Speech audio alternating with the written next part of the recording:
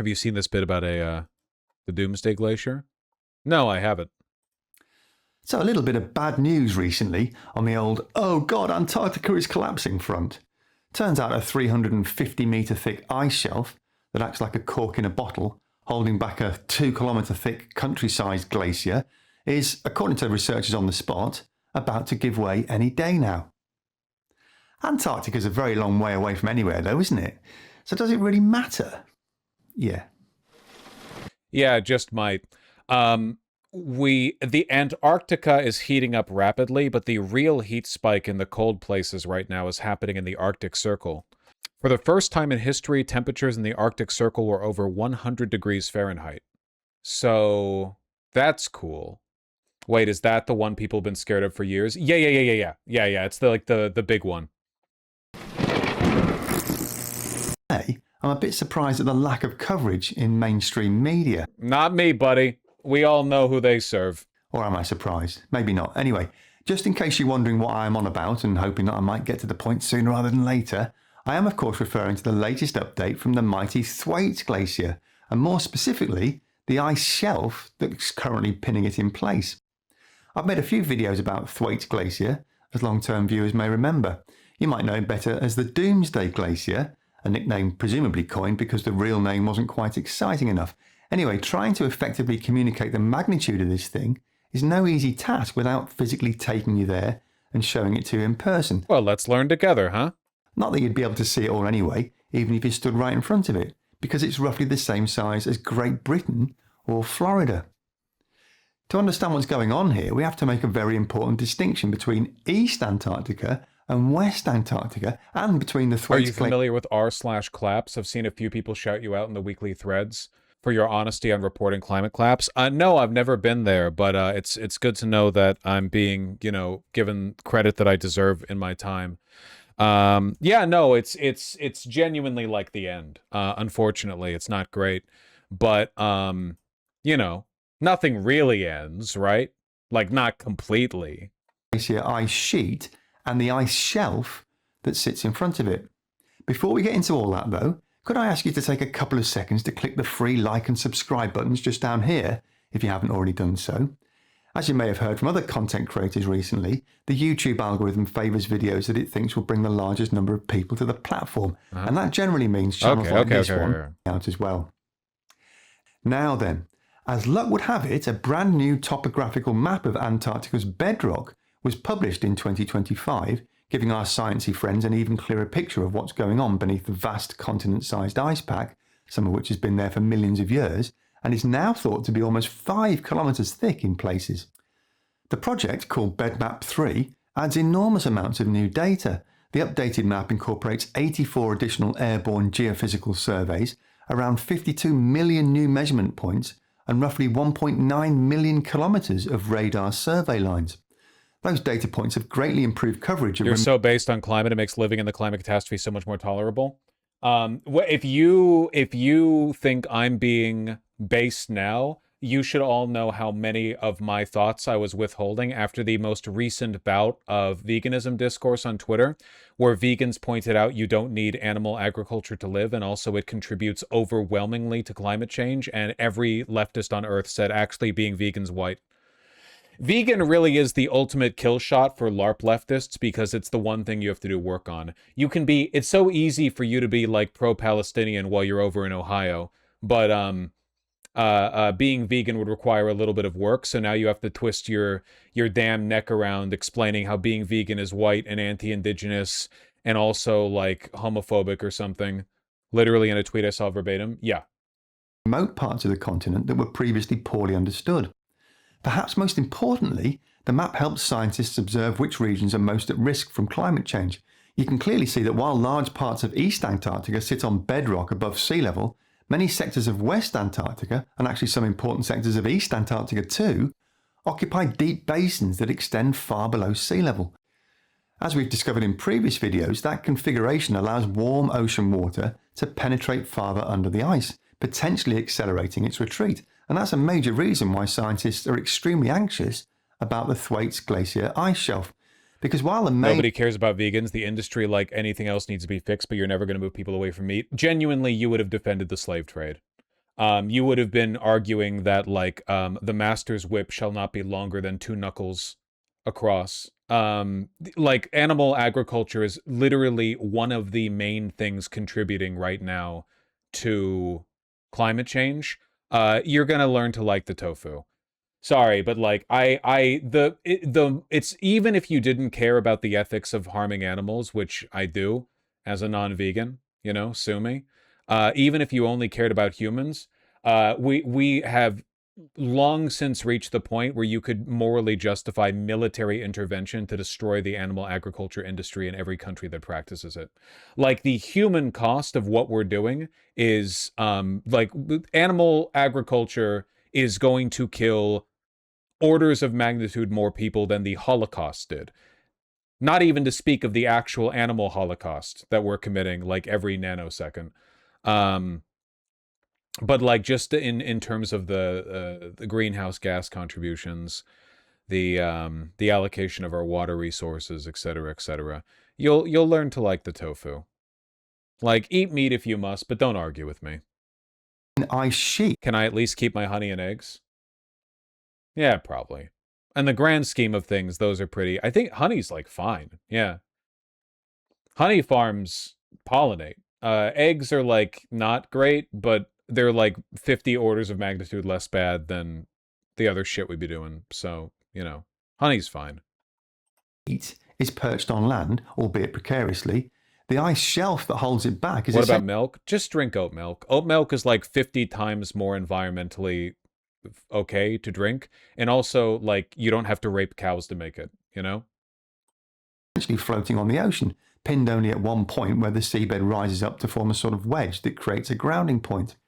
In simple terms, the ice shelf acts like a giant buttress. And cat food's going to come from where exactly? We're going to grind up all the carnivores and feed them to our pets. You want that? Is that what you want?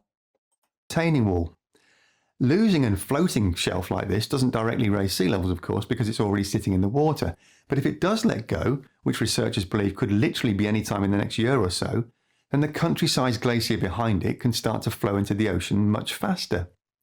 Satellite observations show the eastern Thwaites ice shelf is now heavily fractured and pulling away from the main glacier. Researchers describe its internal structure as increasingly fragile, with cracks spreading through the ice, suggesting the shelf's disintegration could indeed happen very soon. That doesn't mean the entire glacier behind it would slide straight into the water like plates off a tray. It's a big old lump, so there's some significant inertia to overcome here. This is like really, really, really bad. You all know that, right? Scientists reckon the collapse will unfold over decades or perhaps even centuries. The thing is, though, it's not just the size of Thwaites that has scientists worried. It's its position within the wider West Antarctic ice sheet. Apparently, Thwaites acts as a kind of gateway or keystone glacier. If it retreats far enough, it could destabilise neighbouring glaciers and allow much larger volumes of inland ice to begin flowing towards the sea. A very recently published study assessed the major causes of... Like, we have been worried about this glacier breaking off for decades, and what's the title of this video? New research could give way any day now. Sea level rise over the past 60 years and why the rate has been accelerating. The researchers found that the global sea level has risen by an average of about 2 millimetres per year since 1960, but that rate has almost doubled in recent decades, reaching roughly 4 millimetres per year between 2005 and 2023.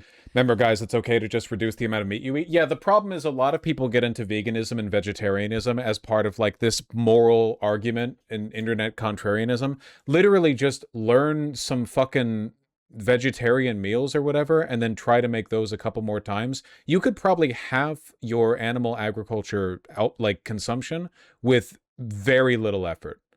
You know, like, let's not act like every time you eat meat, it's this like amazing meal or it was like the only option or whatever. You're eating the air fried chicken nuggies and like, okay, fine, but just like learn another meal or something, you know? You do that, cut it down to half, and then maybe you only eat meat like 4 times a week and then 3, then 2. And then maybe you're like, oh, damn, I could go vegetarian with very little change to my diet. And then you're vegetarian. And being vegetarian, to be clear, is like 99% of the way to being vegan. I feel like people act like it's 50% of the way. It's not. In terms of like every possible ethical empirical standard, being vegetarian gets you like 90, maybe like 95% of the way there. If you like, okay, vegetarian plus oat milk rather than milk, that's like 99% of the way there. Legitimately. Like you are, in terms of climate output and overall animal suffering, you're so far along the way there. If you're a vegetarian, that's fine. I think vegans should have the right to, I think that vegans have a lot of moral license when it comes to their arguments with omnivores, but I think that vegans who do that to vegetarians are cunts, to be clear. Like, if you're a vegan and somebody's like, I'm vegetarian, do not fucking say, why aren't you vegan? Because the first step, going from omnivore to vegetarian, gets you 99% of the way there ethically, with like 50% of the effort or less. Whereas veganism is this whole extra step of effort for like an additional little chunk of ethics.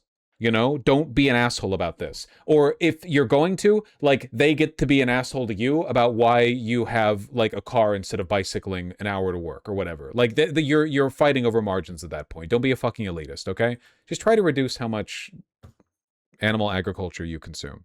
What's with the hate for milk? It's not hate for milk. It's produced by the mass rape of cows. You have to maintain the livestock herds to produce it. It's wretched. There's pus and blood in the milk that has to be boiled out. Like, there's a lot of bad ethical stuff and environmental stuff involved in it. Also, oat milk is like literally better.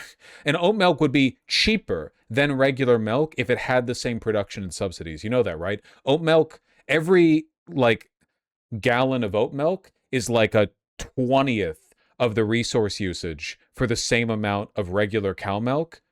And so if we subsidized it and developed it the same way that we did regular milk, it would be cheaper. Thoughts on still eating the fish? Don't do it for me. Do it for you. Turns out that ocean warming is still the single largest contributor, accounting for around 43% of total sea level rise over the last 60 odd years or so. And that's because as ocean waters warm, they expand in a process appropriately known as thermal expansion, which means sea levels can rise even if no additional water enters the ocean. Our oceans absorb roughly... What about cheese? Most cheese is cheese slop, and you could stand to eat less of it anyway. The average morsel of cheese that you eat is not even... If the average medieval peasant tasted the cheese you eat on the daily, they would retch at it. Cheese should be like a fine addition to your plate, a well-cured, like, delightful addition, you know? You're getting pre-ground mozzarella from the grocery store. That shit is literally fucking revolting, okay? It's making you fat. You have acne. It's a waste of your time and money. Cheese should be a relatively, not rare, but like, people, you don't add like truffle flakes to every fucking meal in like by like the gallon bag or whatever. Cheese should be higher quality and people should eat less of it. And if that's too tough for you, you're gonna die anyway, dude. Look at the fucking video we're watching. And we're gonna be arguing about this while like we're fighting over people. You're not even going to be able to afford cheese because the only cheese remaining in existence is going to be like produced from the vast livestock fields of Zuckerberg's estate, and he'll keep all of it for himself, and you're still going to be like, well, what about my cheese? There is no cheese! 90% of the excess heat trapped by greenhouse gases, and given that our oceans cover more than 70% of the planet, that expansion effect is enormous. And as the waters get warmer, places like West Antarctica become more vulnerable because the warmer water keeps attacking the underside of ice shelves and glaciers and destabilizing their anchor points. One of the more significant conclusions of the paper, though, is that the balance of causes of sea level rise has shifted over time. Earlier in the record, ocean warming dominated, but since the 1990s, accelerating ice loss from Greenland, Antarctica and mountain glaciers has become a much larger driver of the increase in sea level rise. The system is effectively moving from one increasingly driven by thermal expansion to one increasingly driven by actual mass loss from land ice. There's enough ice. Producing dairy milk requires significantly more resources than oat milk, using roughly 8 to 10 times more land, 7 to 20 times more fresh water, and generating nearly 3 times higher greenhouse gas emissions per liter. Also, oat milk literally is better and less disgusting, and like, it's perfectly good. Like, oat milk's literally just fucking better in general and would be much, much cheaper if we developed it the same way regular milk does. That's purely subjective. No, it's not. I'm right. Up in Thwaites Glacier itself to raise global... It's better because it's not raping cows. Well, you do have to rape the oats. sea levels by around 65 centimetres. But because Thwaites acts like a keystone, holding back neighbouring glaciers, its eventual collapse could contribute to a wider destabilisation of the West Antarctic ice sheet that contains enough ice to raise sea levels by... If only most of us could actually afford the shit that's good for the environment. Going vegetarian is not more expensive at all. Meat is more expensive than other protein substitutes. You are coping. Meat is literally like really fucking expensive right now. Why are we still doing this bit? Like the only way you can get your calories is with a McDouble? Come on. Not everything can be reduced to numbers. Food's hugely tied to culture. I don't care. Eat the bugs. I don't give a shit. Your culture? Damn, that's crazy. I don't care. I'm not engaging in cultural relativism. We're fighting for the future of the planet. I don't care if you're fucking indigenous and you hunt one whale every year. I don't care if you're Chinese. I don't know what the fuck they eat over there. Water buffalo? I don't know. It doesn't matter. I don't respect your culture. Do what the white man, says. In China, they eat white people. Well, funnily enough, farming and eating white people is actually the only kind of animal agriculture that's good for the environment. Taking them out of the picture, buddy. Oh, you're doing the world a favor. Around 3 metres. Again, not tomorrow or next year, but not thousands of years in the future either. Coastal impact researchers suggest 3 metres of sea level rise is enough to displace between 500 million and 1 billion people from coastal cities, depending on how quickly we get our act together with sea defences. That includes low-lying countries like Bangladesh, but also globally economically important cities like New York, Miami, London, Shanghai, and Tokyo. This recent paper, published in the American Geophysical Union's Geophysical Research Letters, used 2 independent ice sheet models and calibrated them using real observations of how Thwaites Glacier has actually been changing between 2004 and 2017, so that the researchers could project how the glacier might evolve out to 2067. What they found is that Thwaites could reach annual ice losses of roughly 180 to 200 billion tonnes per year by the 2060s, which is roughly the amount of ice mass lost from the entire Antarctic ice sheet today. And rather worryingly, the paper's authors also found that the models that best match recent This is actually really bad. real-world observations are also the models producing the highest future losses. Another recently published paper from the European Geosciences Union was co-authored by Dr. Ella Gilbert from the British Antarctic Survey, who you might know better as Dr. Gilbs from her YouTube Don't call me channel. out like that, Ice Dragoner. This paper tackles one of the biggest challenges scientists face when... All right, hold on. I kind of lost the plot in this one. The point is that the world's ending or whatever.